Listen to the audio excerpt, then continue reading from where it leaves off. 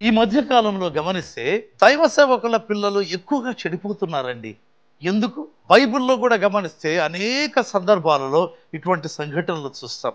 సమూయేలు మొదటి గ్రంథం 2వ అధ్యాయం 12వ వచనంలో ఏలీ కుమారులు యెహోవాను ఎరుగని వారై మిక్కిలి చెడిపోయారు అని దేవుని వాక్యంలో రాయబడింది. ఎందుకండి?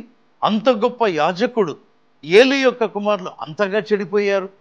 బైబిల్లో గమనిస్తే సమూయేలు మొదటి గ్రంథం 2:29లో దేవుడు ఒక ప్రవక్త ద్వారా మాట్లాడుతూ ఉంటాడు. ఇదిగో నీ కుమారులను నాకంటే నీవు గొప్పగా చేయిస్తున్నావు అని చెప్పాడు.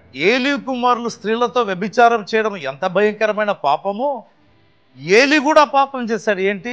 తన కుమారులను దేవుని కంటే ఎక్కువగా హెచ్చించడం ప్రారంభించాడు. చాలామంది సేవకులు ఇదే పొరపాటు చేస్తారండి. తమ పిల్లలను ప్రజలు గౌరవించాలి అనే ఉద్దేశం చేత వాళ్ళని హెచ్చించడం ప్రారంభిస్తారు. హెచ్చించవలసింది యేసు ప్రభువును, హెచ్చించవలసింది మన కొరకు బలి అయిన మహాదేవుని మహాకుమారుడు యేసు ప్రభువును, అంతేగాని సేవకుల పిల్లలను కాదు.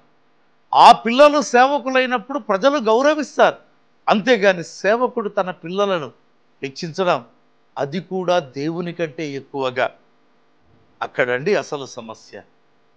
దైవ సేవకుడు తన పిల్లలకు తగ్గింపు గుణం నేర్పించాలి.